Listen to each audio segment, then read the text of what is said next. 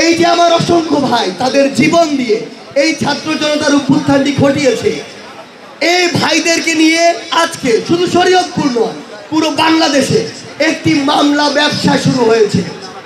যেই ব্যবসাতে আমরা দেখতে পাই অসংখ্য অপরাধীকে যেমন সেই মামলায় আসামি হিসেবে রাখা হয়, কিছু কিছু নিরপরাধ মানুষকেও ওই মামলায় নামটি দেওয়া হয়।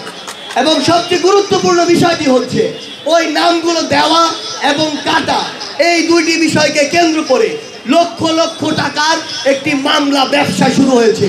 সেটিকে কি ছাত্র জনতা সমর্থন করে? আমরা স্বরাষ্ট্র উপদেষ্টা সহ যারা স্বরাষ্ট্র মন্ত্রণালয়ে রয়েছে, বাংলাদেশ পুলিশে রয়েছে, তাদের সকলকে একটি বার্তা স্পষ্ট করে দিতে চাই, কোনো একটি মামলায় কারো নাম দেখলে তার বিরুদ্ধে ফায়ার করা যাবে না। কোনো একটি মামলায় কারো নাম দেখলে তাকে গ্রেফতার করা যাবে না। আগে তদন্ত করতে হবে, তদন্ত সাপেক্ষে তার যদি ওই হত্যায় কিংবা অপরাধে সংশ্লিষ্টতা পাওয়া যায় তারপরে আপনি তাকে গ্রেফতার করুন।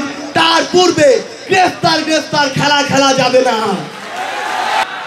আমাদের জায়গা থেকে স্পষ্ট বার্তা, কেউ একজন জেলা প্রশাসক হোক, বিভাগীয় কমিশনার হোক, সচিব হোক কিংবা পুলিশের কোন একজন ঊর্ধ্বতন কর্মকর্তা হোক, যদি অপরাধী হয়, যদি তার বিরুদ্ধে দুর্নীতির অভিযোগ থাকে, অর্থ আত্মসাতের অভিযোগ থাকে, যত বড় অফিসারই হোক না কেন তারও আইনের আওতায় এনে বিচার করতে হবে। এই যে আমাদের শরীয়তপুর জেলা, এই শরীয়তপুর জেলা আমরা দেখি যে দক্ষিণবঙ্গের অংশ হওয়ার কারণে, পদ্মা সেতুর এপার হওয়ার কারণে উন্নয়নে আমরা ভেবেছিলাম ফরিদপুর শরীয়তপুর যে জেলা সেটি উন্নয়নের জোয়ারে ভেসে গিয়েছে।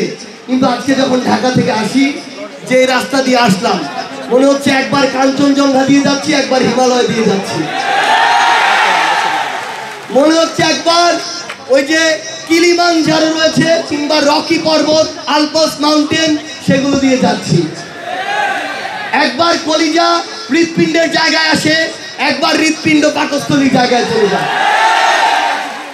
এই যে রাস্তাগুলো, এই রাস্তাগুলো এত যে উন্নয়নের গল্প দেওয়া হয়েছে, বড় বড় মেগা প্রজেক্ট করা হয়েছে, এই মেগা প্রজেক্ট কতটা কার্যকরী ছিল শরীয়তপুরে একজন মানুষ যখন ওই পদ্মা সেতু পার হয়ে আসতে যায় তখন সেটার স্পষ্ট দৃষ্টান্ত দেখা যায়। আমরা শরীয়তপুরের যারা দায়িত্বে রয়েছে, প্রশাসন বলি, রাজনৈতিক নেতৃবৃন্দ বলি, সকলকে স্পষ্ট করে একটি কথা বলে দিতে চাই, বিগত 16 বছরে এসব করার কারণে পরিণতি কি হয় তা যদি দেখতে চান, হাসিনাকে দেখুন, সালমান এফ রহমানকে দেখুন, ডিবি হারুনকে দেখুন, আরো যত মুরগি গরু ছাগল রয়েছে, ওই ওবায়দুল কাদেরের মতো হাঁস রয়েছে, তাদেরকে দেখুন।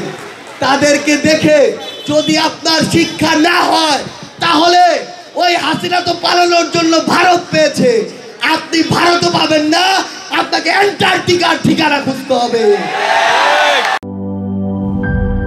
গুড লাক পেনের সফট অয়েল বেসড ইঙ্ক দেয় নিখুঁত লেখার আত্মবিশ্বাস। Good luck pen, make your lakh.